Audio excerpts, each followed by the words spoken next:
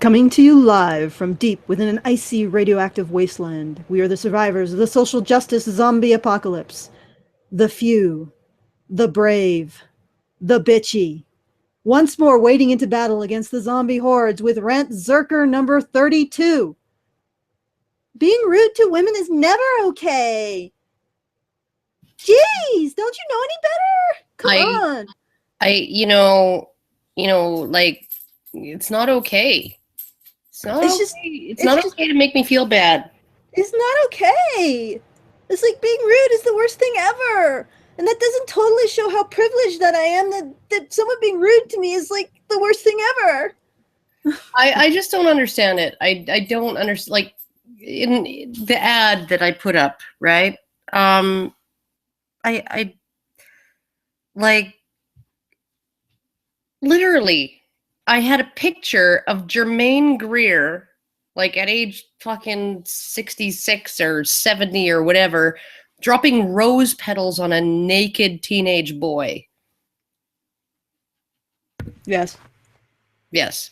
But it's only guys that do this. That it's only guys that rate men. It's only guys that rate women, rather. It's only guys that like catcall, that creep out on people. It's only guys that do that. I mean, like, there's no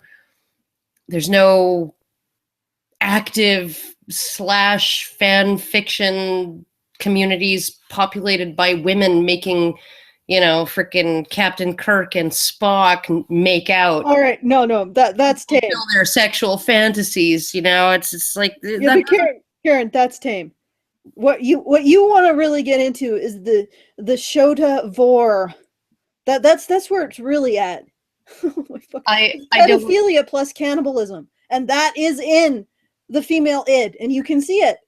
You can see it, and it cannot be unseen, no matter how hard you try. I don't want to see it. I really don't. I mean, like, I absolutely, like, okay, I really don't mind Germaine Greer's book, The Boy, right? Like, where she looks at images of boys who are just beginning their journey towards sexual maturity, and there is something very,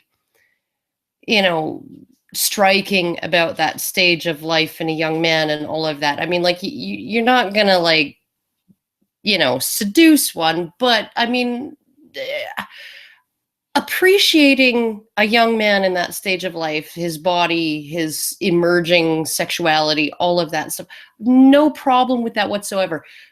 Girls making comments about, oh my God, he's so hot, things like that. I have no problem with that. No problem. I have no problem with the women who threw their panties at Tom Jones, or like the Beatles. No problem whatsoever with that. It's when it's a complete double standard where it's never okay, but it's only never okay when a guy is doing it to a woman or a girl. Okay, just the double standard, but also all of the disgusting quotes. Like, what do you like about young men? Oh, I like semen that runs like tap water. Okay, Germaine Greer. Okay, Mrs. Greer. Oh, whatever. I'm fine with semen that runs like tap water. That's totally fine. Yeah, but from an underage boy? An underage boy, I don't know. Yeah, seriously, that's where you're crossing the line, Mrs. Greer. Yeah. Anyway. Yeah. So I just wanted to address some of the criticisms of our previous show on Emma Watson, because it seemed a lot of people sort of got stuck in there with the and they really couldn't answer my question. Well, does Liz Connor's summary of Emma Watson's views in the Q&A that she engaged in, is it inaccurate or distorting Emma Watson's views, or the general corpus of Emma Watson's material or work? And the answer is no. That summary is entirely accurate. It either simply states what she says and uses quotes that are complete and not, they're complete quotes, so they're complete thoughts that Emma Watson put forth. They're not taken out of the larger context either. They're not taken out of a larger context. It either presents that, or it presents some commentary, which is basically a repetition of what Emma Watson is saying in Liz Connor's own words, or just gives some context of the situation that Emma Watson is referring to. Nowhere does Liz Connor distort what Emma Watson is saying. And if you believe she does, please explain how. Now, as such, and this is the additional criticism I've gotten after I pointed out that the summary does not distort what Emma Watson says, that somehow we need to use first order sources, or we're not engaging with the appropriate academic rigor on this Rantzerker, on our Rantzerkers. Well, these things are called Rantzerkers. Who is expecting academic rigor? Oh, but Karen, it's a legitimate criticism that we should keep in mind. Personally, I thought that on a Rantzerker, the amount of academic rigor that would be considered appropriate for a master's thesis was enough, because we're freeballing it here. We're just playing it fast and loose. If it would be acceptable in a master's thesis, I thought that would, we don't have to aim for a doctoral thesis level of academic rigor. I mean, I just figured, master's thesis would be good enough. And in a master's thesis, it is still legitimate, although not really encouraged, to quote a literature review, which is what Liz Connor's summary of Emma Watson's beliefs is. It is a literature review of Emma Watson's corpus. So yeah, if that's a problem, all I can say is wait till we do rant doctoral thesis and then bring it up. Then it'll be cognizant. Then it'll be on point. I want you to give me the control so I can screen share. Just give me a second here. Transferring controls now. Yeah. There you go. Everyone. Okay. This was the HeForShe commitment, right? So after Emma Watson gave her wonderful speech about caring so much about men and male suicide and men who are finding their roles as fathers marginalized socially and legally, and all of those things, those big problems men suffer from sexism too, and all of that. And she extended her formal invitation to men to join in solidarity against sexism in all its forms. I would expect, she assuming that the male suicide and marginalization of fathers and all of those things would be included. This is what where she sent people. Gender equality is not only a women's issue, it is a human rights issue that requires my participation. I commit to take action against all forms of violence and discrimination faced by women and girls. That is what the website looked like until June 2nd of last year. June 2nd, they changed the pledge and made it gender neutral. However, their fact sheets remain entirely focused on the problems of women and girls and do not mention whatsoever men, other than what men can do to help support and protect women and girls. So this was as big a bait and switch as the feminists who say men's inability to connect with their emotions and, and the whole boys don't cry thing, that's toxic masculinity, right? And then 10 minutes later, posting a selfie with their male tears coffee mug. It's a bait and switch. It's just a way of harnessing male labor to the benefit of exclusively women and girls. And even though they went and they made this, I can show you, they made this gender neutral the very next day. And I actually went through all of the iterations of this to find out when they fucking changed it. It was months after the interview with GQ, or the article in GQ. Okay. And I commit to taking action against gender discrimination and violence in order to build a more just and equal world, right? Okay. They made it gender neutral, but there's nothing anywhere on this website about the problems of men and boys. None. Absolutely none. So she used men's problems, and she used the idea that there was actually a woman out there, and an attractive one, and a sweet-natured seeming one, right, that actually cares about their problems, right? She used that to convince them to sign up to pick up a shovel and start digging, not for themselves, but for women and girls, to once again deprioritize their own safety and well-being on behalf of women and girls. Right? So, yeah, no, I'm not interested in hearing how Alison or I misrepresented Emma Watson's approach, her views, her position. Because we didn't. Yeah, well, and even the argument that we're not applying academic rigor is pretty fatuous too. Care. Okay, academic rigor. Does the word "fucking" appear in the average master's thesis, just as just peppered in and out of the text? Just for effect, for emphasis. But a show called Rantzerker. And incidentally, if you don't like the ranting, which is really bizarre because this is like our most popular show. If you don't like the ranting because you think it doesn't have academic rigor and we're not presenting our arguments, we're using lots of hyperbole, we're getting really into it, I suggest going to our Thursday show, 9 p.m. Eastern, where we present lots of stuff in a very calm, in a round table style, with panel style, with lots of different opinions, usually different perspective, usually fairly calm. And if it doesn't get calm, it doesn't last very long.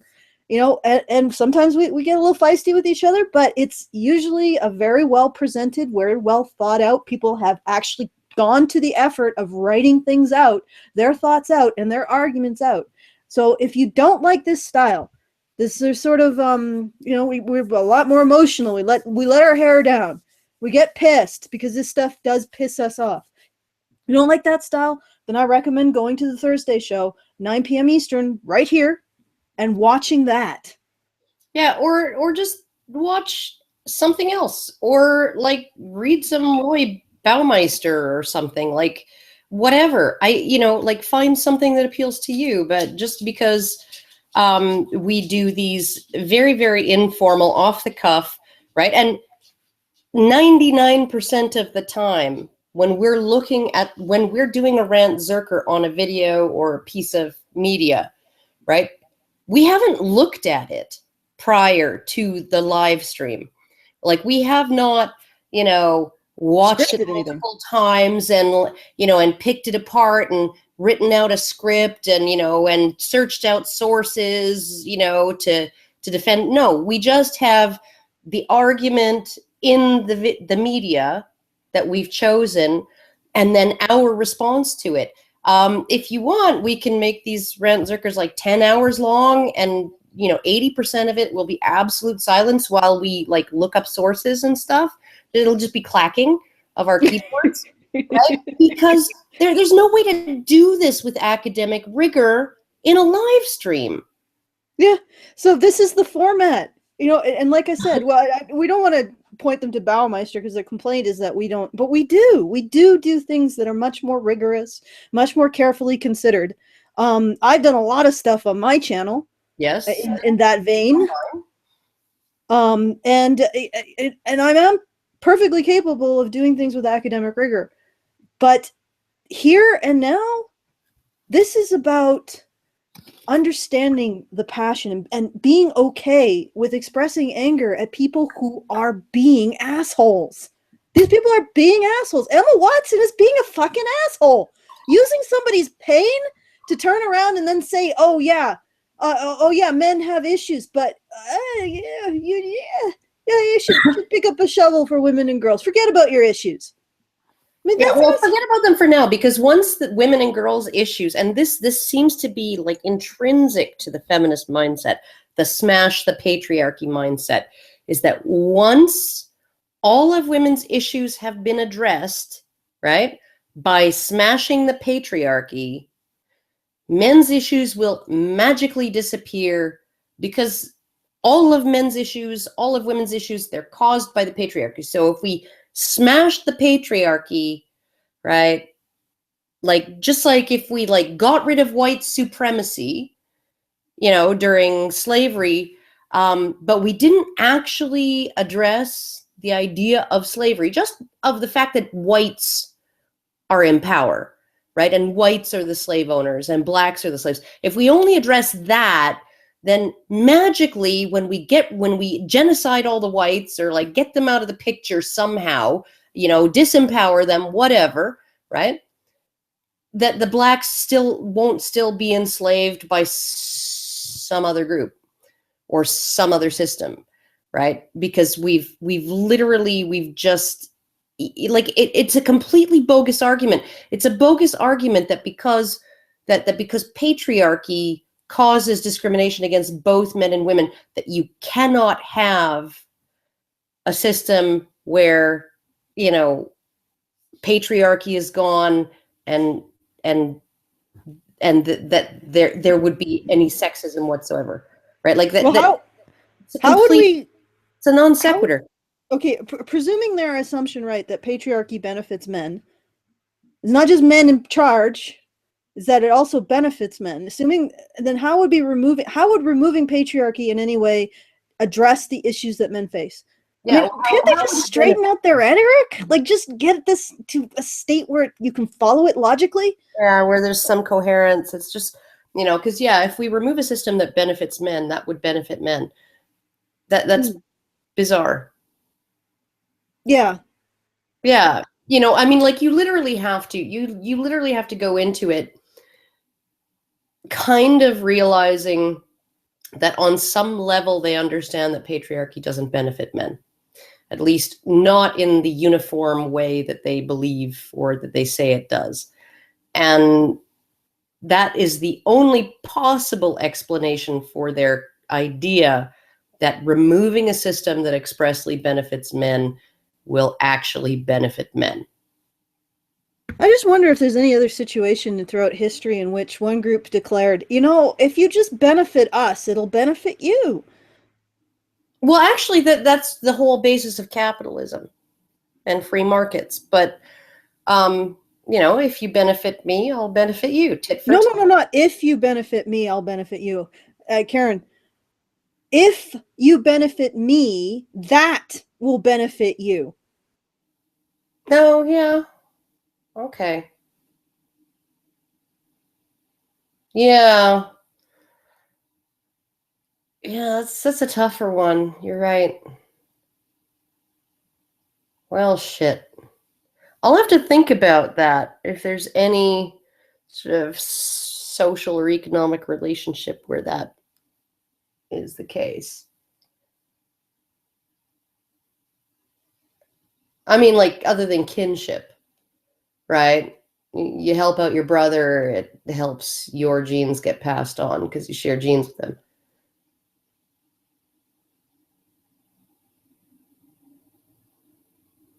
Are you still there, Alison?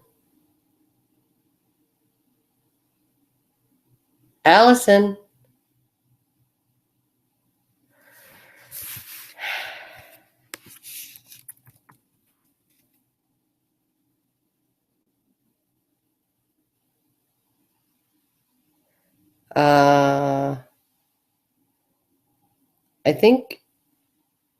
I think there's a problem. There may be a problem. Oh no! She's gone. I'm left maintaining oh, I don't know how I can do this. I don't know how I can maintain this hangout all by myself. Alison, get back here. Where are you? What the fuck? Oh my God. Don't make me start. But yeah, no, I literally, like, it's really, really frustrating when I get accused of taking somebody out of context when it's absolutely 100% clear what the context is. And to even say that the Liz Connor who wrote that article for GQ that, you know, like she was distorting Emma Watson's position. No, Emma Watson, in all of her public relations materials, Emma Watson has distorted her position.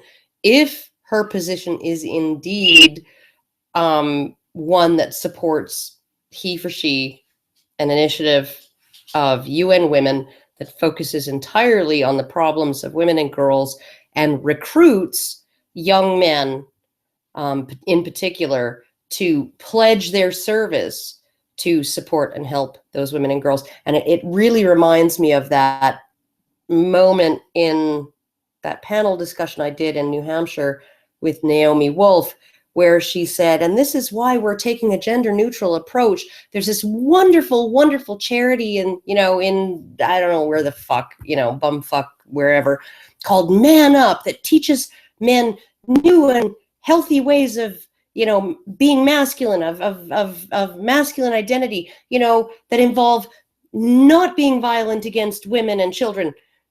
Oh, and other men. So, I mean, she's not only is she still incapable of seeing men as victims, systemic victims, but she's also incapable of seeing anybody other than men as a perpetrator, right? That we need to teach men this gender neutral, new, healthy masculinity that will teach them to not hit women and girls, right? Or women and children. And it's just like, how is that gender neutral? How is that fucking gender neutral? I just don't fucking get it.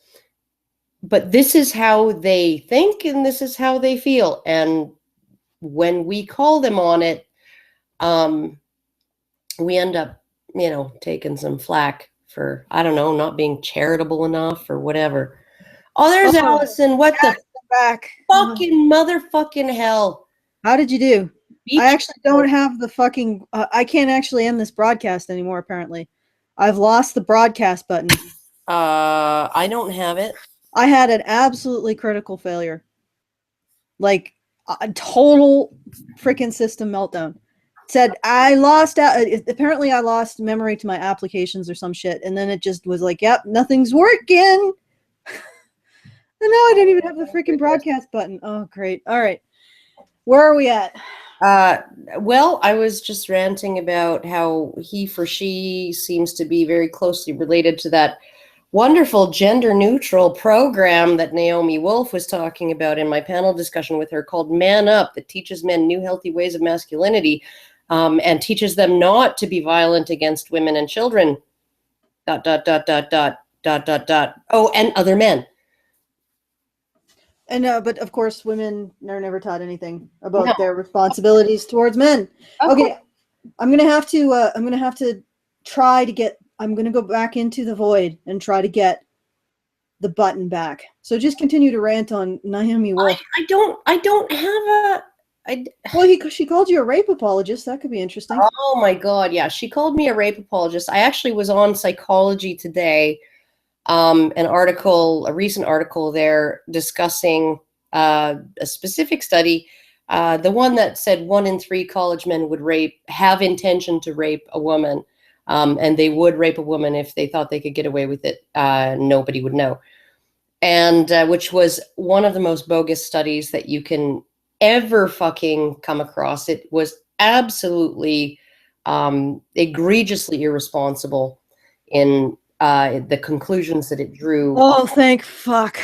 I have the button back. Okay, I'm good to go. Let's start this thing. Oh my God. Okay, all right. I'll have to.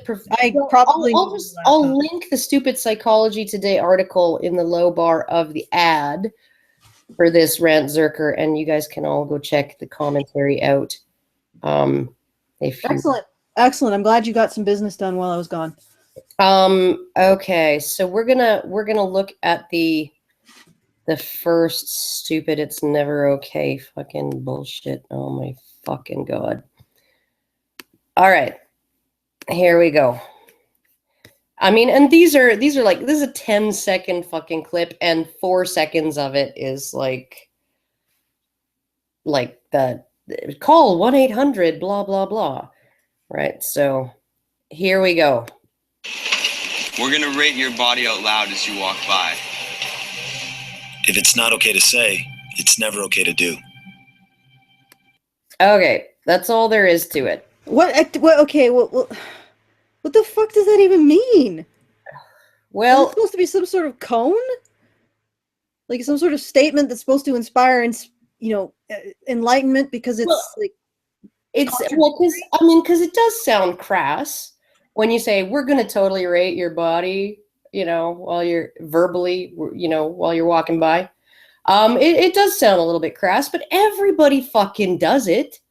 They either do it out loud or they do it in their heads. Well, but the other thing is that if it doesn't say okay to say, but then don't do it. Like, we're going to rate your body as you walk. Well, you know what? If we give women a privilege, which is being attractive, being sexually desirable, that's what's, you know what this reminds me of? What? It reminds me of an anecdote from ancient Rome. Oh. Yes. Okay. So apparently there was a very, very beautiful young man. Oh, him. Yeah, it was just, well, maybe someone we know. But anyway, he was walking down a street in Rome, and a bunch of women were sitting on just sitting by the street would call out, "Hey, look, Pericles," or whatever. That's probably Greek. I don't know. Biggest dickus, whatever. Your lovely petals are wilting. Because apparently, a young man would be considered a flower, but once the petals start to wilt, it's a little off. In ancient Rome, that's what they would say. So that's exactly the same situation as in this video. But what's interesting about ancient Rome, what's really interesting, is that they didn't... male sexuality. Yeah, they didn't actually find women that particularly attractive. If you ever look at their statuary from ancient Rome, you'll find something really interesting. The men and their genitals, very, very, very well detailed, down to the veins. Like you look at these statues, these guys, and they're packaged. They got everything down to the veins, down to the creases in the freaking scrotum. Down to that line, that one sort of line down the underside of the penis and the well, you don't usually get that particular view, but the outside view, very beautifully sculpted, right out there, right to see. And you look at their statuary of women, they look like Barbie dolls. It's like, we don't really want to look at that. This is what's really funny. And during that time, the spark of desire was expected to go from a man to so a woman was expected to desire a man, as opposed to the reverse. And if you listen to some of their body poetry, I remember one particularly vivid lyric in which a man proclaimed that his manhood or his potency was so strong that he could fuck a woman with squirming worms for a cunt and still retain his erection. So the idea was that his virility was so powerful, it didn't matter how ugly the woman was. Oh my goodness. Yeah. That's the kind. And if you're in a society where one gender is privileged in terms of attractiveness and desirability over another, you will find that the other gender tends to rate the attractiveness of the one that has the privilege of being attractive. Well, I just find it interesting that nobody seems to, none of these feminists haul back their wonderful video, 10 hours walking in New York City, right? And then there was this, I think he was a model, right? Very, very attractive man, but he was just wearing jeans and a t-shirt. He wasn't walking around shirtless or anything like the pictures that I put in the end of the ad. And he was getting catcalls from women. He was getting propositioned from women. He had women running up to him and saying, my friend thinks you're so hot. Can she have your number? And all of this stuff, right? Being literally touched by strange women, which is not something that happened to the woman in the hollaback video, right? Nobody freaking put their hands on her. That was, and he had as many examples in 3 hours or something like that of walking in New York City as the hollaback video had in 10 hours of walking through the seediest fucking parts of New York City. Like, I'm sorry, everybody does it. Yeah. I mean, this would be much more credible if they said, you know what, this is sort of rude. Maybe you shouldn't do it. But then what the fuck is the point? Don't we have more important things to do than deal with people's rudeness? I guess, you know, like... I mean, this is prioritized over getting men, like, helplines for when they're physically, sexually attacked or suicidal. This is what we privilege first. Please don't be rude to men. It makes women feel... Or, sorry, don't be rude to women. It makes them feel bad. Yeah. This fucking epidemic of rudeness. This is what we're down to here, folks. Well, no, but seriously, this is what Emma Watson wants you to address first. Before you address suicide, before you address the complete lack of services for domestic violence and rape for men, before you address any of that. Before you address men who go to prison for losing their jobs because they can't keep up with their family maintenance payments. Before you address false rape accusations, before you address the disparity in criminal sentencing, we have to address the problem of men being rude to women. Well, and these are young guys too, right? You know, like, this is what really drives me crazy. It's this standard that we place on teenagers, right? Because these guys are all like high school age, right? On teenagers to somehow be as cultured and sophisticated and polite as, you know, 35-year-olds. No, never gonna happen. Have you ever seen the way teenage girls behave? Like, I wouldn't want to spend more than 5 minutes in a fucking room with teenage girls. So, you know, like, this is expectation that particularly teenage boys, right, need to be as well behaved as, like, somebody who's done finishing school, you know, and learned how to, you know, properly sip tea and where to put their teaspoon, and, you know, and whether the milk should be poured into the cup before the tea or after, right? All of those fucked up things that you learn in, like, freaking finishing school, right? Or you used to back if you were upper crust in the 1910s or the 1800s.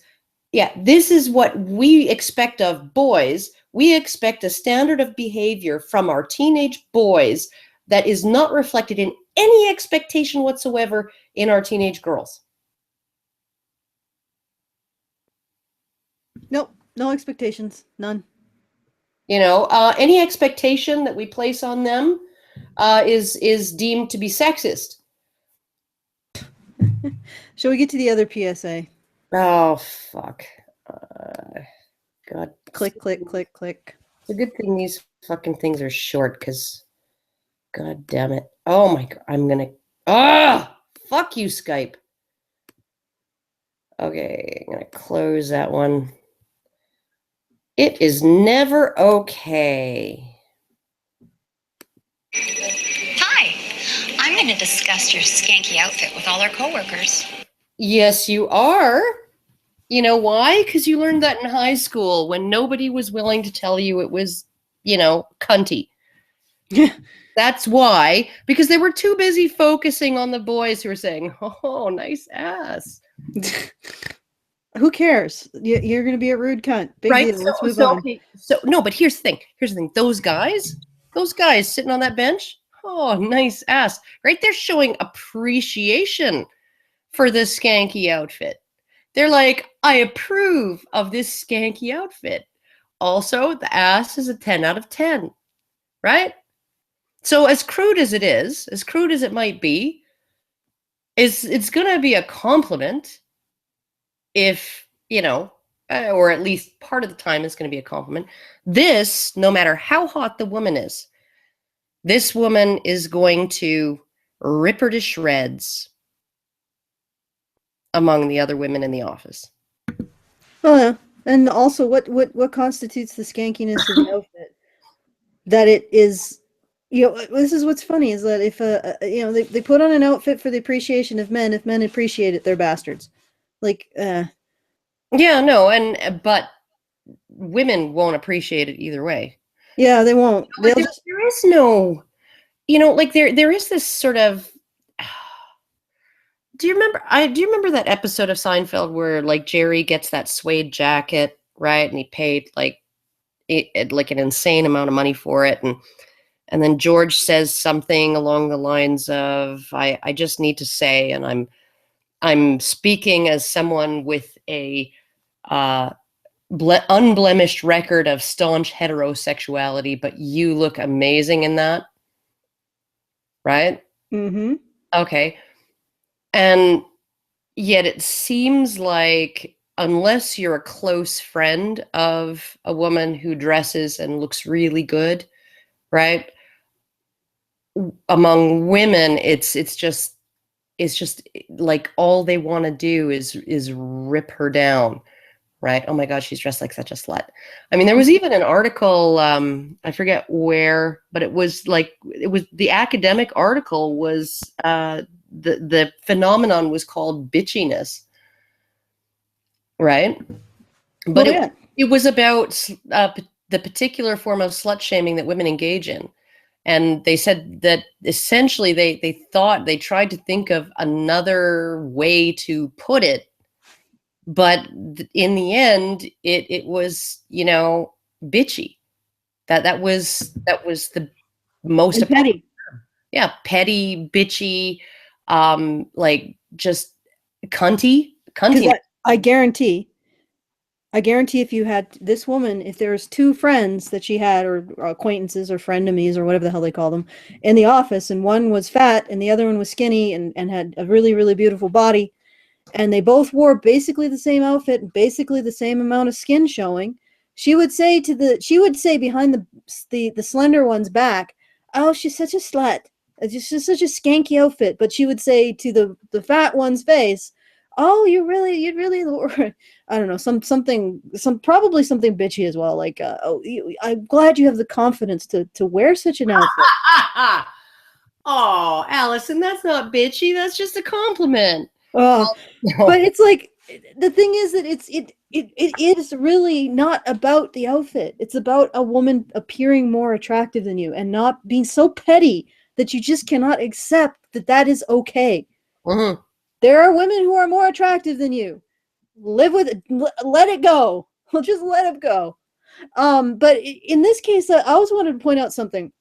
How is the slut shaming different if it's a woman who's saying, "Oh, this outfit is so skanky," or alternatively, it's a woman who's saying, "You have such internalized or having one of those fake sympathy things. Oh, you dress like that? Oh, I guess that must mean you have internalized misogyny." You know, because that's what feminists do. Agreed. Women who dress sexily, they think that they're being hurt by being objectified. Of course, how that works, I don't know, since women who are attractive earn more, but whatever. Oh, well, you know, actually, one of the most interesting things about attractiveness and pay is that women get a bigger bonus if they're attractive than men do if they're attractive. And men get a bigger penalty if they're unattractive than unattractive women do. So literally you have sort of the baseline of, you know, the line, and what's above it is attractive and what's below it is not. And if you look at the pay, women will earn an extra bonus for being attractive above and beyond what an attractive man will, and men will take an extra penalty above and beyond what an unattractive woman will. So, yep. Let's do the next 5 seconds. Okay. I love a crowded bus. Makes it easier for me to grope you. How often does that happen? Okay. Here's the thing. And I could look up the stats on this. I don't know if you can hear me the way I'm holding my computer, but I could look up the stats on this. Okay. So you have the UK train system, the train system of England, Scotland, Wales, and Northern Ireland.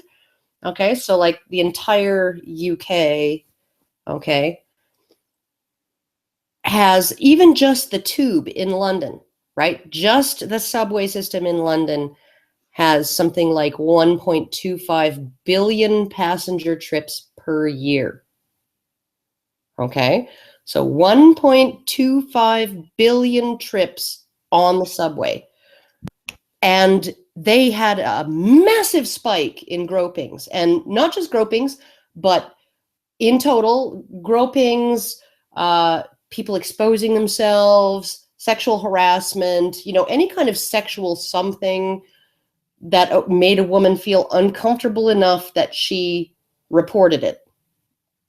And the massive increase, it was like a 25% increase over last year, right?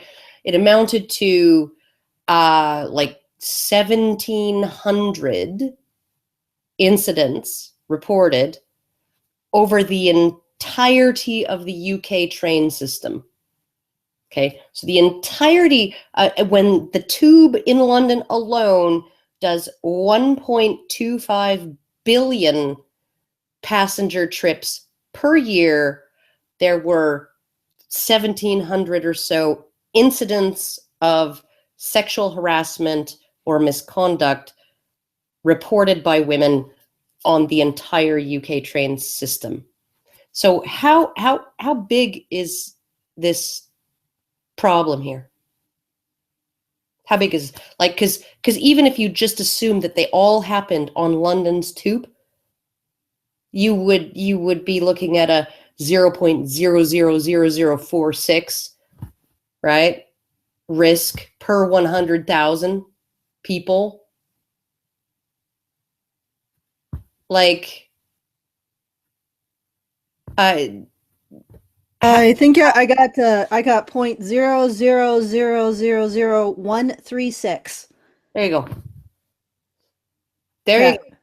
And you know, so literally, I'm not understanding what of, you know, why it's such a small problem is because the only people who actually think the way this guy does, and look at how creepy he looks here, all blurred and kind of with strabismus, and a crooked smile. The only people who think the way he does are like schizophrenic. Yeah, get their mental health. They're brain injured, and the part of their brain with the lesion is the part that is responsible for social inhibitions. Yeah, or Alzheimer's or something. You Yeah. know, it's probably a result of some sort of mental damage. And quite likely the guy is, I mean, if you reverse it a bit, I doubt it, this kind of guy would be the kind of person, because he'd be a little more marginal, I think. I mean, Yeah. this guy's probably, I mean, go back like 1 second. Let's look at him before he does the creepy smile. Yeah, no, I think he's just a student. And also, I think that, isn't it distorted somehow? I don't know. Anyway, he would either be a student or some business guy who's probably more interested in finishing off part of his newspaper than any woman in the sardine can with him. You know, it's the likelihood that this particular guy like this was, yeah, pretty low. Or he's going to grope someone in public, pretty low. Agreed. Absolutely agreed. I mean, there are worse. There are much more interesting things to throw away your future on. Karen. What? He's probably thinking about the really cute lolcat picture he saw recently. I think so. He's like a kitten, like hugging another kitten. Either that or he's imagining Kirk and Spock making out. Okay. For the next 5 seconds. Moving on. We're going to spread rumors about your sexuality all over school. Yes, you are. Well, does that include rapists? You know, and that sort of thing? Oh, sure. Like rapists, transgender people, gay No, I don't people. think it does, Karen. I don't think they're No, referring to that. no, they will. They will. These are women. These are young women. They'll do it. They'll absolutely do it. I mean, not all young women, but young women will do stuff like that. Absolutely. Mm-hmm. What I'm getting at is, are they talking about the things that are spread around about men by young women? Oh, Or yeah. young Well, men? No, they're not. They're not talking about young men. Well, right? I mean, maybe gay young men. At least they're embracing this idea that women can hurt other women in this way. Yeah, well, I mean, that's good. You know, to be honest, as I would say, a victim of bullying by girls, although it never really impacted me that, it's still a little cold comfort to say, yeah, you're okay because you're still a victim as a woman, but I'm still going to ignore the men who were, or the boys who were. Yeah. It's Agreed. like, no, thank you. Thanks, but no thanks. I would like to get all victims recognized, including the boys who were, had rumors that they spread around them that they raped someone. Yeah, or just took liberties or whatever, or or they're creeps, right? Mm-hmm. Oh my God, he was creeping on her. Or just accept this as sort of the mendacious behavior, or the nasty behavior of people who are sort of in the process of developing their theory of mind and their understanding of compassion. Now, and maybe what would be better would be to sit these people down and have a discussion about the effects and the impact of what they're doing. I don't know. There are some people that it's beyond discussing and beyond impressing on them in any way. That, I mean, the moment you tell them that they're hurting others with their behavior, they're just like, oh, I'll keep doing this. Right? So. Yeah, indeed. All right, moving along. Grab those files up there. I want to look up your skirt. Oh. Well, okay. If your skirt's that short, that standing on your toes and reaching above your head. This is a thought crime. Means somebody can look up it. Maybe that's not appropriate office attire. Sometimes you're actually going to have to reach for things in the office. And if when you reach for something in the office, all of a sudden, like, I don't know, your labia are on display, right? Or the crotch of your panties, then maybe what you're wearing isn't appropriate. Or, and I mean, admittedly, this would be a creepy situation, but again, I'm sort of struck by how this is so, like, I don't see how saying, oh, if it wasn't okay to say, it isn't okay to do. What do you, the assumption is that if this old guy said that, he'd be slapped with a sexual harassment suit, right? Well, the assumption is that when you actually come right out and say what is going on in these people's heads, right? It's much more blatant and much more in your face, and you're like, holy shit, right? But I'm sorry, when like I look at the waitress's ass. I do.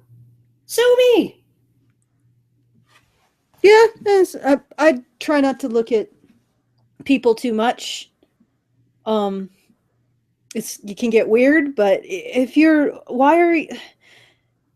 like you said, Karen, I mean, it's easier to wear something comfortable and professional than something that actually shows your ass when you're when you're reaching to get a file on a bookshelf. Why would you? I don't know, because let's just get the only thing I can really say about this is what they choose to spend money on. Well, and you know what gets me too about this, okay? Like, I mean, this is a guy, okay? He's actually relatively attractive for an older guy, right? Full head of hair, nice symmetrical features. Yeah, he's in good shape for his age, right? All of this, and he's attracted to women. Right? And when she's reaching for, and no man, I mean, like, okay, there's probably a few men out there who actually intentionally ask a woman to, can you get that for me so that, she bends over or whatever, right? And then he can get an eyeful, right? But most men who look, right, when women, they don't like send a woman off to do something specifically, right? So they can have a good, panoramic view of the ass or the titties or whatever, right? It's just like when women perform actions that enhance certain features on their bodies, men's eyes are drawn to that. It's just the way it is. My eyes are drawn to that. Do you think that if I'm talking to a woman that I find attractive and her cleavage is, like, she's wearing one of them freaking push-up bras and she's wearing a spaghetti strap tank top that's so low cut that the top lacy edge that of her push-up bra that she bought specifically because she knows that the lacy edge is going to show, right, above the top of her shirt, right? And then she's wearing these like perfectly beautifully snug low-rise fucking jeans that like lift and hug her ass, and she thinks that I'm not going to look at that? We don't stop being I'm going to fucking look at it, and I'm going to try and be discreet. When she's not looking at me, I'll be like, oh yeah, but you know what? I'm going to fucking look at that, because you know what? That's a thing of fucking beauty. That is a thing of beauty, and I'm going to look. I wish women could be a little bit more easygoing about being appreciated, because you know we could live in a society where you're not, where you're wearing burqas. No, not just where you're wearing burqas, because there's women's beauty are still appreciated in Muslim societies. I'm talking about an ancient Roman society where it's like, yeah, cover up, bitch. What the hell are you trying to show off? You know, that kind of thing. Like women in ancient Rome apparently would bind their breasts to make them look smaller and more boyish. Not boyish, but just like more not in the way, not visibly present, because it wasn't something people would want to look at. Think about that. Yeah. Think about living in a society where no one wants to see your tits or your ass. And you are it's the men who are the beautiful ones. And you should be thankful if you get a little bit of attention from one. And by the way, you give a little bit too much attention to a guy, you're a creep. You're a creep, lady. You're creepy. You're some creepy old hag. Who the fuck would want you looking at them? Imagine that. I keep thinking of that Meredith Vieira, that episode of Who Wants to Be a Millionaire with the military guy. He came on in uniform, very, very handsome man, right? Young, right? Maybe mid-20s. And she spent the entire time flirting and bantering and making innuendos and double entendres with him. And, you know, it's self-deprecating to a degree, saying, you know, oh my God, I'm a dirty old woman, but I can't help it, right? You know, I'm just so old and, you know, and all of that, right? Essentially. But she was essentially doing the dirty old man thing, you know, like that. If a woman is confident in herself, she can be like when I was having Shabbos dinner at Jonas' house with his family and all those young frat boys from the Jewish fraternity. And I think his father-in-law, who had to have been 80 or 85, right, came up to me, and, you know, I was marveling about this beautiful, incredibly gorgeous, huge apartment, you know, just absolutely gorgeous. And he said, oh, I could give you the tour. There's a whole bunch of bedrooms down that hallway. And I smiled at him and I gave him a kiss on the cheek. And his son-in-law says, oh my God, hoy, you're an angel, Karen, right? Because he's a dirty old man who likes to flirt. And I'm perfectly happy flirting back because it's harmless. It's freaking harmless. Offers to take me for a tour of all of the bedrooms, and I just like laugh and kiss him on the cheek. Well, I mean, the thing is that this guy's probably got a whole bunch of young women with relative interest in him.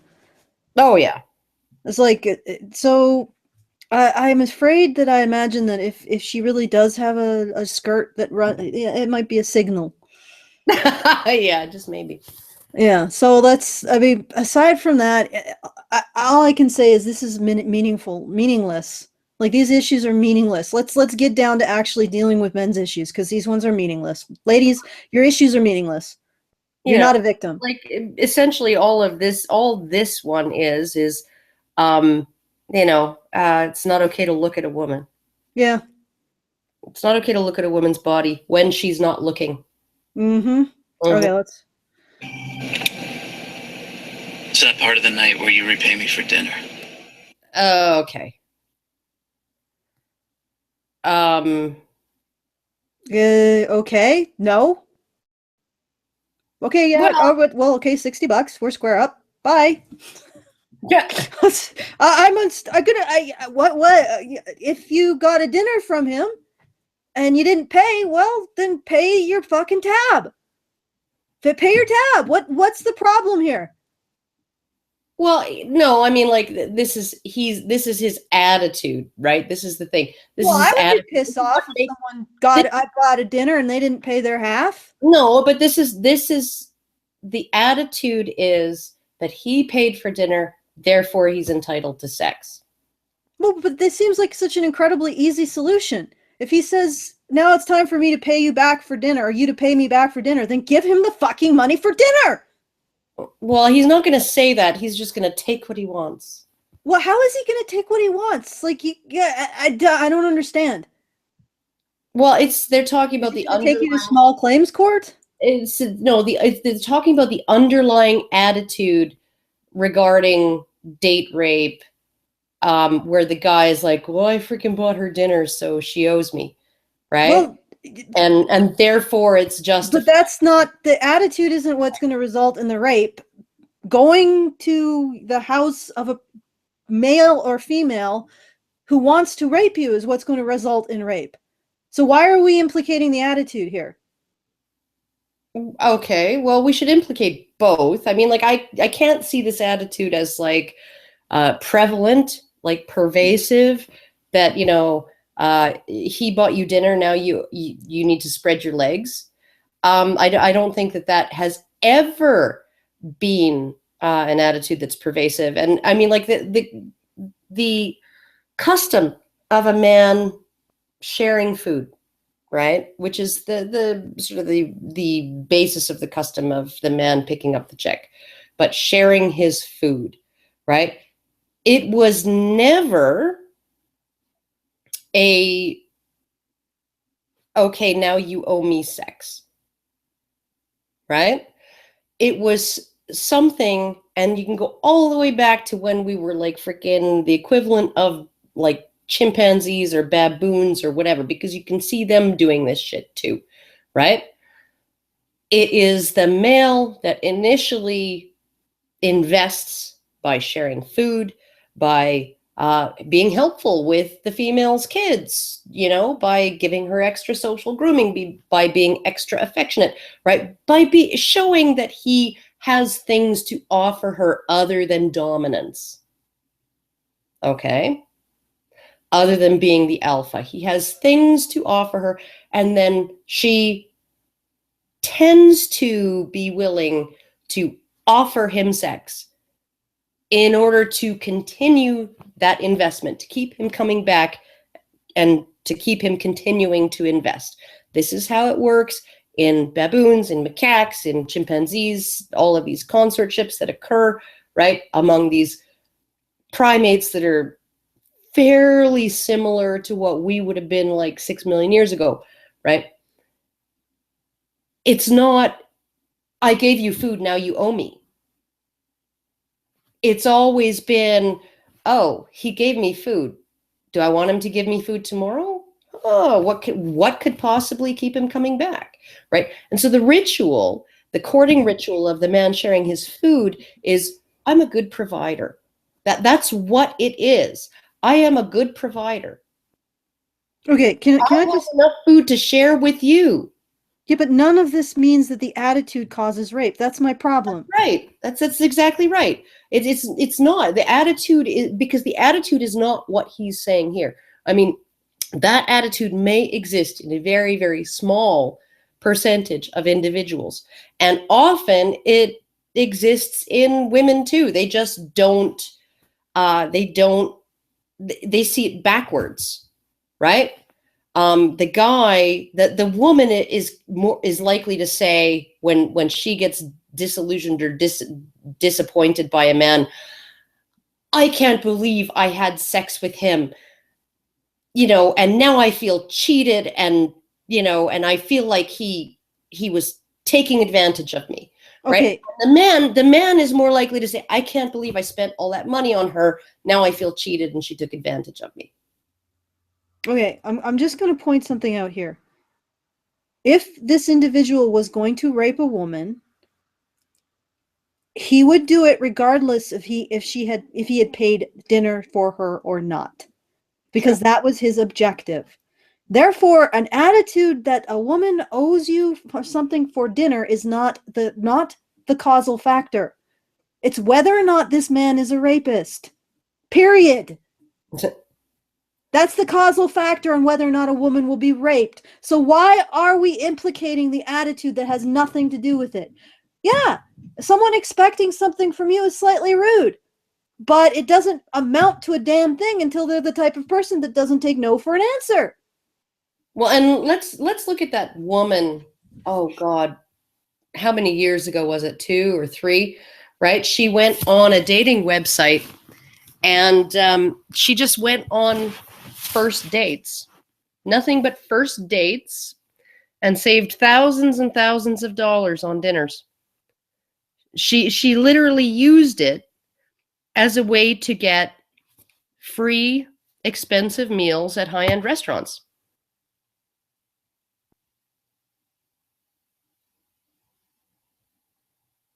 Like, how is that not taking advantage of a cultural norm?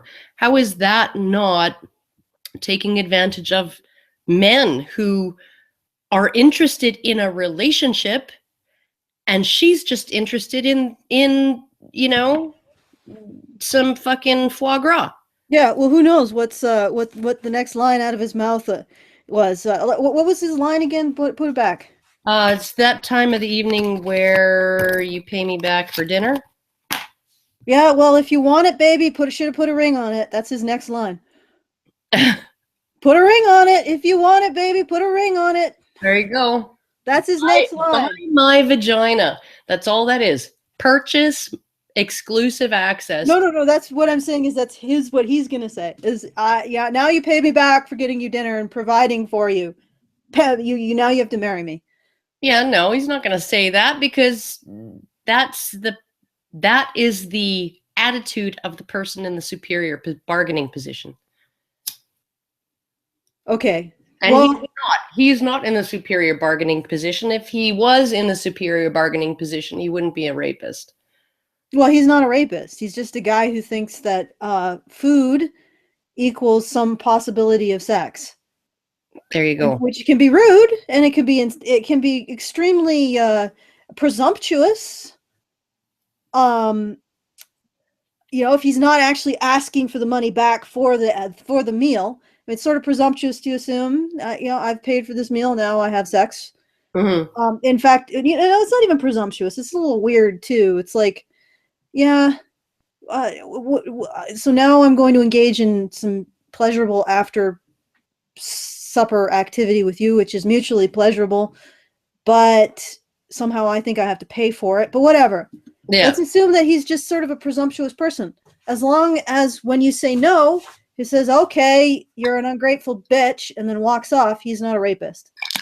There you go. So what's the point of this fucking ad? Oh, it's just... Why are we here? Why? I don't know. You're the one who picked this shit. If it's not okay to say, it's never okay to... Okay. Whatever. Bizarre cone. And once again, I'm amazed that this is what Ontario decides we need to spend money on. Like, all of the pressing issues. All of them. And this is what we spend money on. Oh, yeah, that's right. We're going to talk about Chris Gayle. Okay, let's do that. The king of the Caribbean turned calypso creep. Oh, wait. Hopefully win this game and we can have a drink after. Yeah. You got to actually show I'm trying. God, stop it. Oh, did you get in one of those ads that just won't shut up? Okay. Cringeworthy seconds. Caribbean. Fucking. Yeah, you can hit the Just give me a minute. Jesus, fuck, Alison. All right, there we go. The king of the Caribbean turned calypso creep. Hopefully win this game and we can have a drink after. Don't blush, baby. I'm not blushing. Oh, that was cute. I know, he's just having fun. That was cute. He's just a cheeky bastard, right? And He's then being cheeky. What the fuck is wrong with the world? you know, when this interview is done, we can maybe go have a drink. Oh, don't blush, baby. Okay, that's just being cheeky. It's flirtatious. Honestly, and there is some question about whether this is a cultural thing, right? And I have to say, it probably is. It probably is a cultural thing. My boyfriend worked with after my boyfriend got fired from his construction paving job, right? By the female supervisor, because she apparently was, she's had a history of being abusive and verbally abusive with everybody, right? And usually she would have no problem if you just yelled back at her, or if you got upset and you know, took the verbal pounding, right? But what my boyfriend did, and he's got this face, it's like this angelic, highly neotenous, almost like a baby face. But when he puts on that dead expression, he looks like Damien from The Omen. And he's very soft-spoken. And so instead of getting upset and yelling back at her, or just like, you know, hanging his head and walking away, he looked her in the eye with this dead expression on his face. And he said very, very calmly, "Please don't speak to me that way. I don't speak to you that way. You will not speak to me that way." And she fired him because she was scared. Okay. He scared her by saying that. And it was a Jamaican guy, a Jamaican coworker, who went above her head to the actual boss and got him reinstated and rehired and everything, but this guy, apparently they would drive around together, and this Jamaican guy would, you know, "Hey ladies, you looking good," just like at random women on the street. And the girls would be like, you know, I mean, it's just how, I mean, even when you look at the Holla Back video with the, you know, 10 hours in New York, you know, street harassment shit, so much of it was minority men, right? Who, they have a culture where they're much more demonstrative than white people. White people are very reserved compared to a lot of people in sort of Black inner city cultures who, yeah, I think Steven Crowder said, you know, "I'm walking down the street one day and there's this Black dude who's like, hey, this motherfucker look just like Superman. Hey, you look like just like fucking Clark Kent, man. Blah, blah, blah," right? Like, white people don't do that. So, I mean, it's really just like, I mean, he's just being cheeky. It's maybe over the top compared to what white people would do, but I can't see any fucking harm in this. He's just teasing. Jesus Christ. And of course he's going to be destroyed over this. I think so, yeah, because there was an other allegation that came up after this went public. Oh yeah, the other allegation. Well, let's find out what the other allegation is. Okay, do we want to see the rest of this news story? I don't think it has spent it. 33 cringeworthy seconds propositioning Network 10 presenter Mel McLaughlin. Look in your eyes. We're going to leave it on that note. Well done, thanks. It was more that it was just unexpected. Of course, you don't expect to get that sort of answer. And a little bit disappointing because I'm sure the military guy who went on Who Wants to Be a Millionaire wasn't expecting to get like glommed on by a postmenopausal fucking Meredith Vieira. Yeah, but you know, it happens. And like, I really don't have a problem necessarily with Meredith Vieira's behavior. I just think that it's ridiculous to see. And she seems to be, Yeah, oh, it was just unexpected. Yeah, well, she said it was also a problem. Let's find out why. Not used to seeing that. It just doesn't happen normally. The media had been called to Melbourne Airport for what was supposed to be a stage-managed apology, but Gayle dragged his heels, eventually cajoled by the Renegade's boss and media manager. There wasn't anything meant to be disrespectful or offended to Mel. Why the fuck? You know what's defending me right now? Is that they're extorting some sort of apology for nothing. Well, I mean, it's not for nothing. I mean, I can see how, like, that might have embarrassed her. She's trying to, like, have people take her seriously in her career or whatever, right? And it's just like, okay, maybe like, oh, I just didn't realize that it would make her feel uncomfortable or whatever, you know? Like, I was just teasing. It's just my way. I'm like that with everybody, whatever. But like, because I mean, there is a place for apologizing when you give offense, even though offense is never given, it's taken, right? When you actually say something that bothers someone or hurts someone or whatever, even if it's an accident or even if you don't think that it was anything worthy of, you know, it's not something that you think you did wrong. Well, I'm sorry that you were upset by that, right? Yeah. So, okay, fair enough. But to drag him out and force him like this. Oh, yeah. Yeah, no, I mean, like, I would never want to give an apology on camera like this with, you know, and if you look at the media, the reporters, like, so many of them are women. And you have to know that that was planned, right? That most of the reporters who are holding mics up to his face are women. I'm really sorry for that. Then came a classic dummy spit. Did she tell her she was uncomfortable? She told her boss that she was angry. She told you that?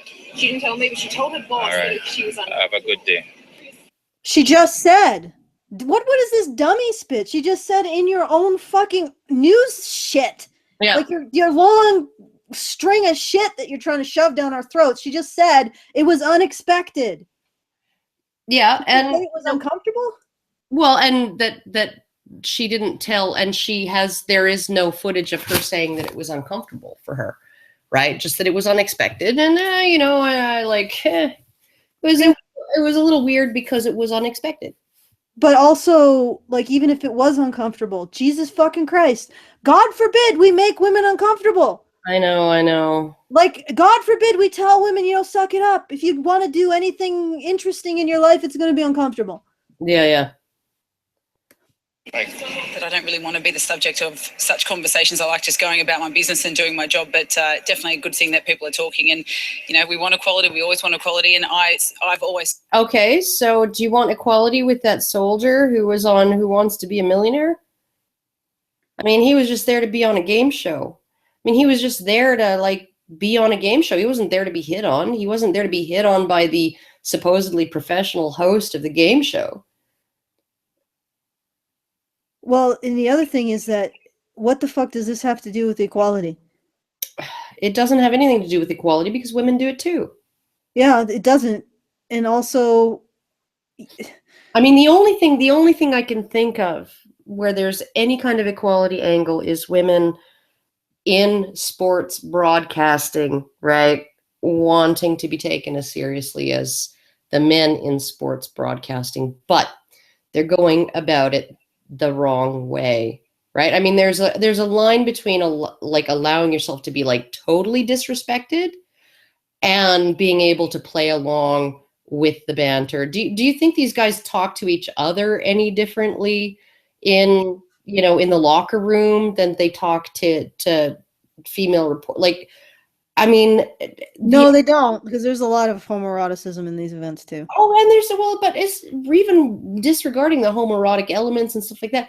You look at the way they rib each other. You look at the way that men in an all male environment in that context will just fucking ream the shit out of each other, right? And they are like then playing the games of one-upmanship and and yo mamaing and all of that shit that men do with each other, right? And you're putting yourself into an environment that is not just like your average all-male space, like, I don't know, like the locker room at the gym where, your engineering firm has bought memberships for everybody. No, these are athletes.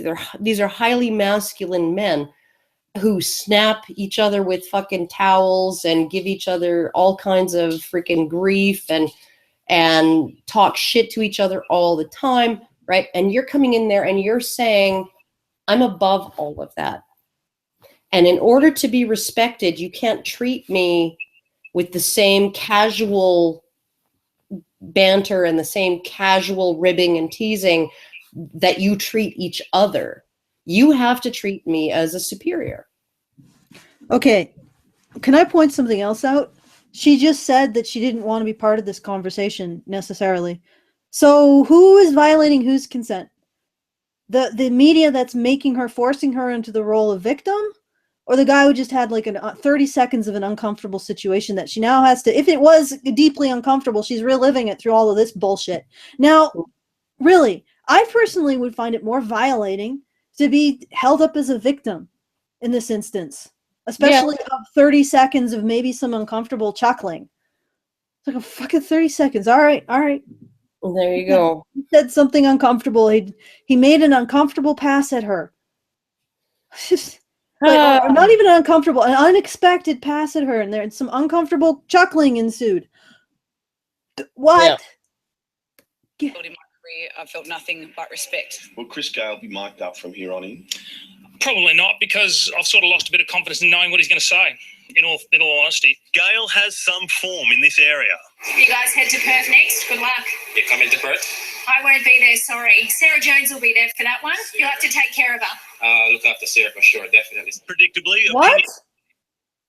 She says you'll have to take care of her, and he says, I'll be sure to look after her, definitely. Oh my fucking... I know. What is going on with the world? I know. Is it gone fucking mental? Yeah, no, it's... What the fuck? How does this happen? No, seriously, I feel like there's a schism in reality.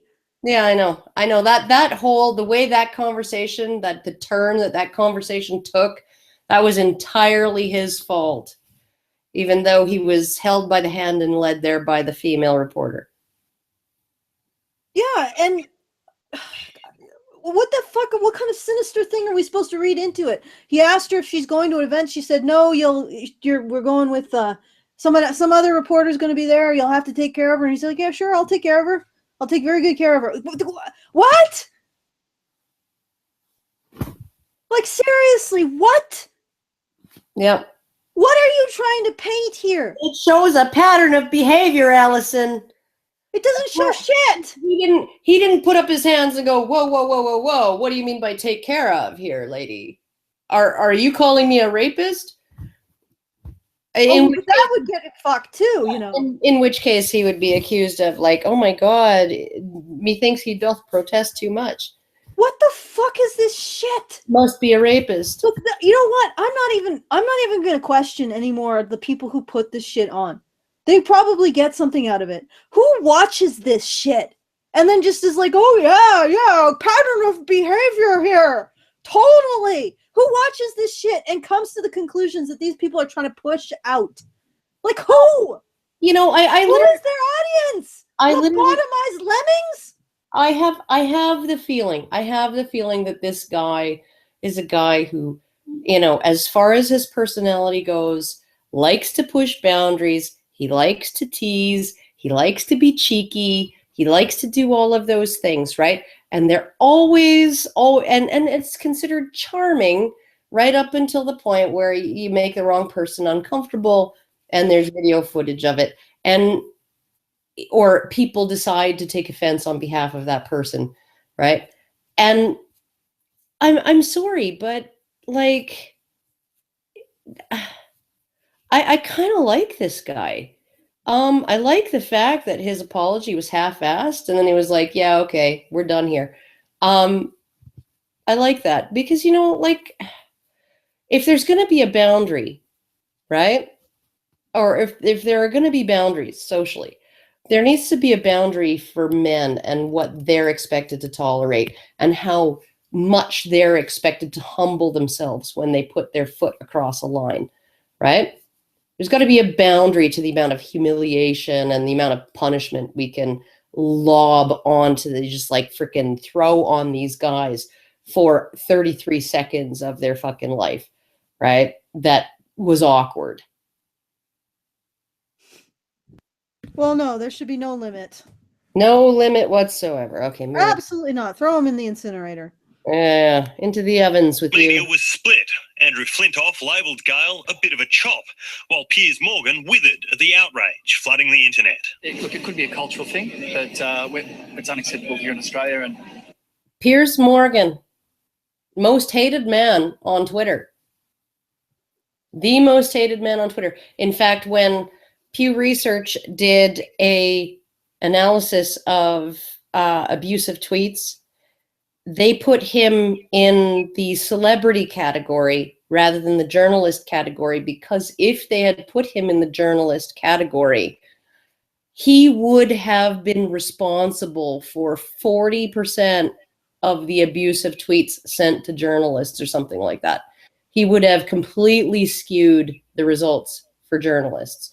So they stuck him in the celebrity category because celebrities get abuse, like Andy Dick and his can I be first to punch Andy Dick until there's bones in his stool? My favorite mean tweet ever. Whoever wrote that, I salute you. Just for creativity. Oh, also people who find Benedict Cumberbatch attractive would probably also enjoy staring for 20 minutes at a cat's anus. Sorry, I was turning the heat back on. That was a good one too. But like literally Piers Morgan, the most hated man on Twitter, right? The most abused of any public figure on Twitter, according to Pew Research, right? Said, what? Everybody's outraged because an athlete got a little cheeky with a reporter? So what you're saying is if, since he's subject to the cyber violence and he's probably the biggest victim of the cyber violence, he would know. Well, I mean, he has the ability to put things in perspective, I think. I don't agree with his politics. I really hate a lot of his politics, but you have to actually admire a guy who just goes up there day after day after day after day when, he absorbs something like 40% of all of the abusive tweets of all journalists on Twitter. All right. we don't condone that sort of behaviour, so we'll do everything we possibly can to stop that. And he did issue an apology, and I accept that, and we just move on. For Mel, it's business as usual. She'll be back on the Big Bash this weekend. Okay. So problem solved. Why are we still... Oh, right. Right, because... The allegation. There's more. Okay, I'm just gonna read this because I'm still screen sharing, right? Mm-hmm. Okay, I'm just gonna read this. Chris Gayle stands to be thrown out of the Big Bash League for good if an investigation verifies that he exposed himself to an Australian woman who is working around the West Indies team in Sydney last year. The following... Oh, interesting how they omit certain details here. No, they'll get to it. The fallout... Yeah, but the first sentence is where everybody, like, most people just don't read past the first sentence. Working around the West Indies team. What the fuck does that even mean? That doesn't even make sense. Once you read a sentence like that that's awkward, you know they're lying. It's a little bit weird. But look at all these women who are holding the... Yeah, I gotcha. The look on her face. Holy shit. She's like, this fucking guy. Oh my God, what a fucking cunt. Anyhow, the fallout from the Jamaican sleazy on-air comments to Channel 10 broadcaster Mel McLaughlin continued on Wednesday, with Cricket Australia officials focusing their attention on additional claims revealed by Fairfax Media that stem back to last February when the West Indies were in Sydney preparing for the World Cup. Gayle, it was alleged, was in the dressing room during a training session when the woman walked in to get a sandwich, only for the batsman to pull down the towel he was wrapped in and say, "Are you looking for this?" You know what? If I was in a fucking women's dressing room in a towel, vulnerable and naked, right? And some man walked in without even knocking or opening the door a crack and saying, is anyone in here? Is everybody decent? Right? Just walked in, right? I might like freaking flash my tits and go, is this what you're looking for, asshole? Yeah. I mean, that's basically what it is. It's somebody has been violated in a way. Their privacy has been violated. What the fuck do you do? Especially if you're a guy. I mean, what the fuck are you doing in a men's washroom in the first place, or a men's change room in the first place? How does one just wander into a men's change room after a sandwich? How does that happen? Well, I think I don't know. Look, why she's are there a pervert. Why she wanted to get herself an eyeful. Why are there sandwiches in a change room? Yeah, why would there be sandwiches in the men's change room? And what makes you think you should be in there in the first place after sandwiches? Make your own goddamn sandwich. Or find something that is a little bit more resembling a fucking deli. If it was her sandwich that she had brought, why wouldn't she put it somewhere other than in the men's dressing room? Yeah, what? How does this make any fucking sense? And why is this even a thing? Why aren't they just like, you know what? You shouldn't have been in the dressing room. You shouldn't be in the fucking dressing room if you don't want to see dick. And if you don't want to see dick, what do? You knock on the door, then you open the door a little bit, and then you call in a woman coming in to fetch something. Everybody please get decent. Or you just don't do it. You just go elsewhere to find your sandwich. Or you send somebody else, somebody with a penis in to get your sandwich for you. Like, I don't understand. Like, even if he didn't say it, like, are you looking for this, asshole? Right? But rather said, oh, are you looking for this? Right? Is it just me, or is this guy getting crucified over the lamest collection of bullshit in the history of crucifixions? Like, I mean, fuck, at least witches, when they were burned, were allegedly doing something unsavory, even though, there's no such thing. But, at least there was some, this is nothing here. Nothing. This is so nothing. It's painful. It's painful to consider how stupid people are, how they're making this into something. I mean, at this point, now that they've made it into something, it is something. But the fact that it was originally nothing and they made it into something is so fucking stupid. You know what? This whole thing could have been avoided if women did not have privilege in sport. Because women do have privilege in sport. Women are allowed into the men's locker room. The opposite is not the same, whether it's female journalists or female staff. They are not, or male journalists or male staff, they are not allowed in the women's locker room. If they are allowed in, they're only allowed in after everybody's had a shower and has their clothes back on. Okay.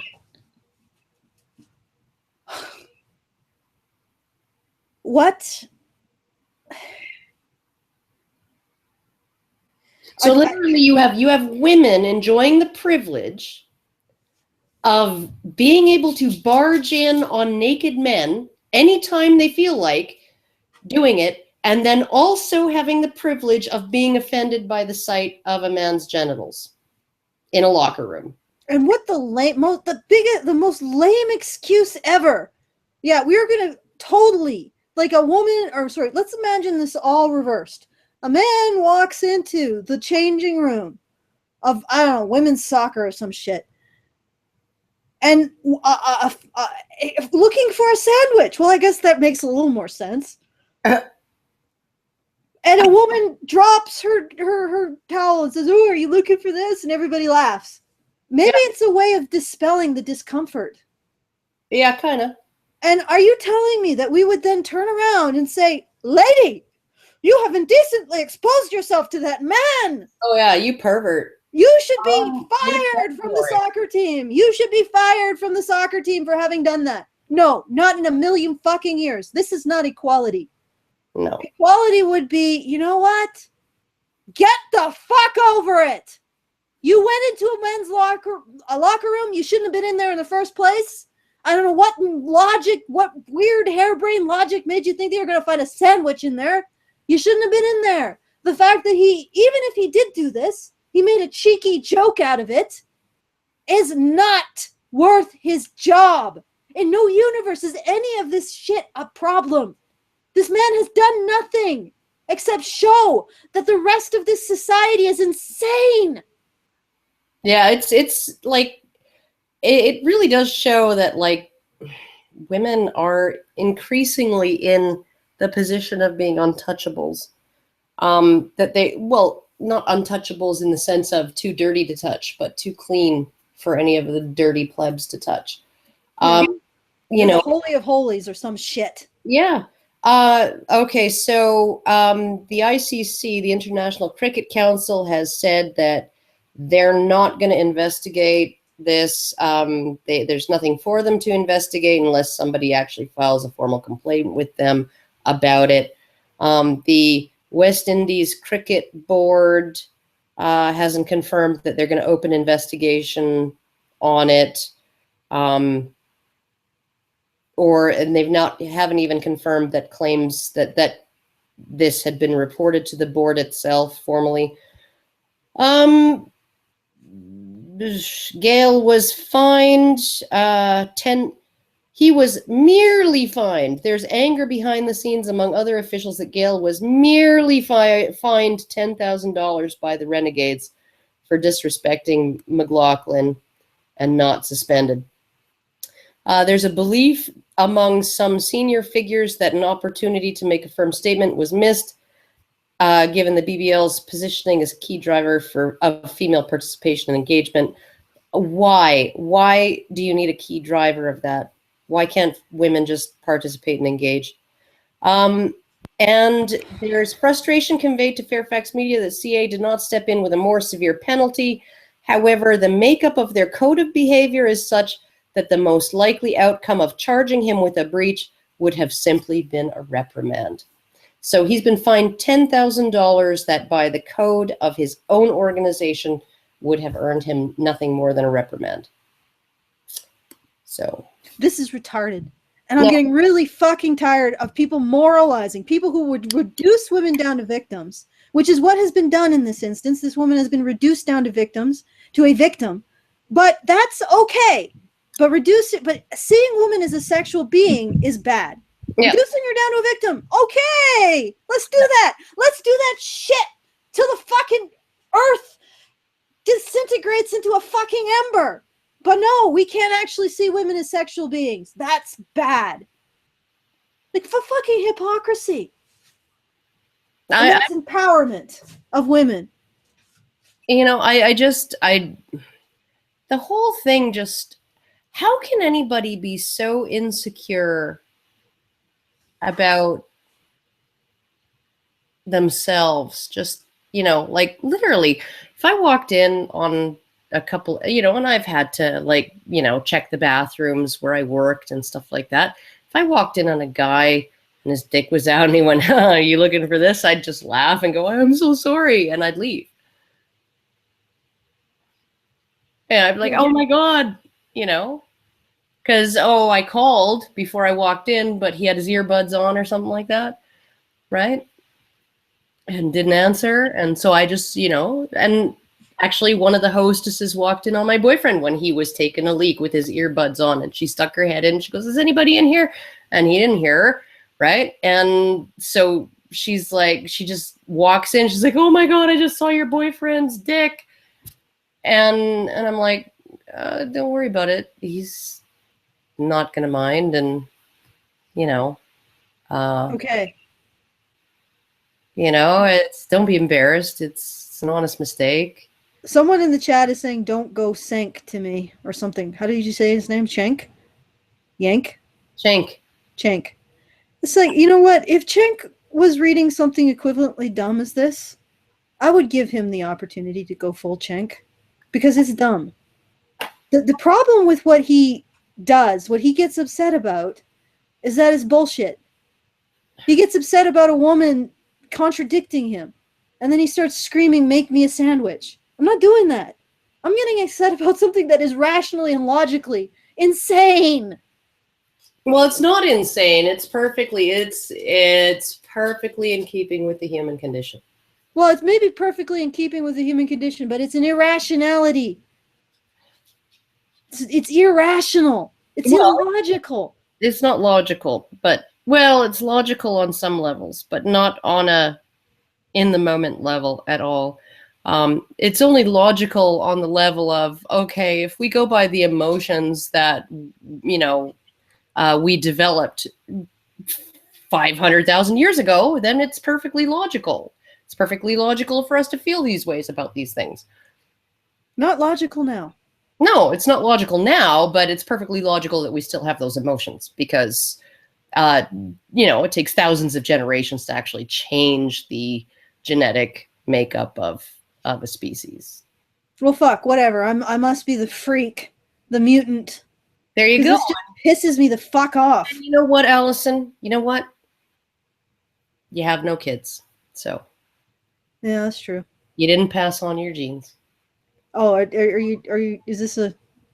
It's not. I'm not guilting you. I'm not guilting you, but I am expressing some dismay that it seems to be the people who are the ones who are most at the mercy of these kinds of really, really, really old tropes and ways of thinking and feeling that essentially shove our logic off to the side and take over in situations like this. It is the people who are most likely to be at the mercy of this, who are the most likely to have kids. And the ones who are ascetic and logical and methodical and analytical and really see that this is not, like, there's no necessity for this set of values anymore, this set of moral values, this set of emotional evaluation, all of this, right? We tend to be the least likely to actually pass on our traits. Okay. I'm just going to point something out first. The Rantzerker is about letting our hair down. It's about ranting. Just deal with it. That's what it's for. Again, if you want a different show, go to the Thursday at 9 p.m. Most of the time, we're pretty cool. Now, I'm really getting tired of of all of the messages that say that this Rantzerker contains a rant. Well, yeah, no, too much yelling. Too much yelling. Well, okay, whatever. But here's the thing. I don't start with the anger. I start with the reason. I start with, does this make any fucking logical sense?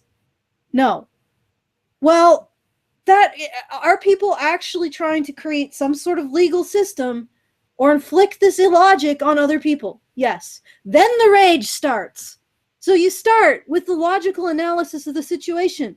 You add the fact that there are groups of people with power attempting to make society conform to their illogical and unethical aims, and then you get the rage. Try that formula. Start with the logic, add in the ethics and the social power, then you get the rage. There you go. A little different than starting with the rage because someone presents something you don't like. Well, it's, if you look at how Cenk reacted to me, and even how David Pakman, because David Pakman took that interview with Cenk, and then he did an interview with Christina Hoff Sommers where he essentially said to her that, Karen Strawn says that women, didn't want the vote or something like that, right? And I only learned of this from Christina Hoff Sommers, who figured out, right? Somebody had pointed her to the interview, and she'd listened to it, the interview with me and Cenk, and she said, David Pakman, why did you misrepresent Karen's position? Right? Her position wasn't that women shouldn't have the vote or that, but that the vote, women's suffrage was much more complicated, and that there were women who were opposed to women having the vote. The majority of women were opposed to women having the vote, and and so essentially, why would you misrepresent her position in that way, right? And then, of course, because she believed what he was in her interview with him, she believed what he, she took his word for what he was relaying, this information about what I had said. I said, oh, I don't agree. I absolutely not, blah, blah, blah, blah, blah. Right. But he'd misrepresented my position. And so essentially you have there's this huge amount of just not wanting to examine the actual argument, right? The actual issue. It's just what this person is saying sounds like it might be, if I thought about it, it's making me uncomfortable. I don't want to listen anymore. I'm just going to start shouting. That's really what that's the difference. And I hope that's the difference that we bring, is that we actually do sort of listen and we pick it apart. And often I will play devil's advocate and I'll say, well, okay, but here's what. I do it too. Here's what the intention is. The intention isn't that the guy is actually going to look at the girl in the passenger seat of his car and say, now it's time for you to pay me back for dinner. No, that's just what he's thinking, right? And if he's thinking it, then he's going to act on it. And if he said it, it would sound really fucked up. So why is it okay for him to think it? But the reality is that I don't think any reasonable man thinks that way. I don't think any rational, empathetic man thinks that way. And I think that the entire idea of dinner and sex, or sex as a transaction, goes both ways. Okay, well, now I want to just interject there. I think that if he's a guy that thinks that, dinner is licensed to rape you, then he's gonna be the kind of guy who thinks that you wearing a blue short miniskirt is licensed to rape you, or anything. Yeah. Because he's a rapist. That has nothing to do with the social connection between eating and then having sex. Yeah, he spent $4.25 on a highball for you, so, or he, spent some time talking to you, or he, gave you shared cab fare home with you, or caught you in the elevator, or whatever. Any excuse will do, because the whole idea of the sort of courtship behavior of males sharing food with females is transactional, in the sense that it is sort of essentially it's paying before you play for men, with no guarantee that there's going to be any play. That's the way it's always been. That's the way it is with macaques, and that's the way it is with baboons, and that's the way it is with chimpanzees, and it's the way it is with all kinds of other primates that are closely related to us. And it's the way it was when monogamy first became the trend, the successful trend in our reproductive model. All of that, right? It was pay before you play, but there's no guarantee you're going to get off the bench. All right. I think it's good. So, all right. I'm feeling peckish. I'm just feeling like if I get off this live stream, I'm going to have to wash dishes. Oh, wait, I'll fold clothes. That'll be funner. Okay. Well, we could do that. Anyway, thank you for listening. Please stop complaining that there are rants in a show titled Rantzerker. Of course, knowing our audience, will now get 1,300 messages that consist entirely of, stop. I found a rant in this Rantzerker. I never as I am nevering right now. I never. Also keep in mind that the Rantzerkers are live, right? Yeah. And the Ragenings, which you may be comparing the Rantzerkers to in terms of quality and all of that, Those are not live. They involve a lot of post-production. They take a huge amount of time to put together, almost all on behalf of Mike as far as post-production goes, Dr. Rantzerker. And so essentially that's why the quality of those videos is so much higher than these ones, is because... Right, don't be so apologetic. I think that it's good. It has a different quality rather than being lower quality. Well, what I mean is, like, he got can... a spontaneity. He can slice out any irrelevant crap that... No, that most of my stuff is irrelevant crap. Or anything, like, you drop out and I'm, like, left holding the fucking ball sack. Oh, I apologize for that. For some reason, my computer... 5 whole fucking minutes just standing there. And also, I noticed that our live stream seemed to have been completely fucked up, too, at the same time. Oh, well, there you go. Yeah, but anyway, All right. gonna... Yeah, what happened to the Honey Badger cartoons? I think they're just a huge amount of time investment. Yeah. I know people like them, but nobody really watched them, like, compared to his feminist response videos. Mm-hmm. So it's like, you got to watch something if you want it to continue. And it's not like we're doing it for the audience, but at some point you're like, oh, I'm spending 30 hours every 2 weeks to try to edit this thing, or I'm doing, 5 hours for this other thing, and it seems to be a lot more appreciated. I can do this one thing in my head and just enjoy it on my own, by myself, in my head. I don't have to put it out. Yeah, with the cartoons, they do take a lot of talk to him about it, and they do take a lot of work and a lot of time, and then they just don't get the views that and a lot of people, because the cartoons tend to be a little bit like I guess sub rosa. They a lot of people are like, I don't get it. Somebody please explain it to me. And because it's like the humor in them is like kind of obscure and out there and hard to... But we love it. Like, it's sort of like humor for us, really. It's such an inside joke. You have to be like in the very heart of the sun to get it. Yeah, because I think both me and Karen like really love those animations too. Oh yeah. They're fucking hilarious. Mike is amazing. Like, really.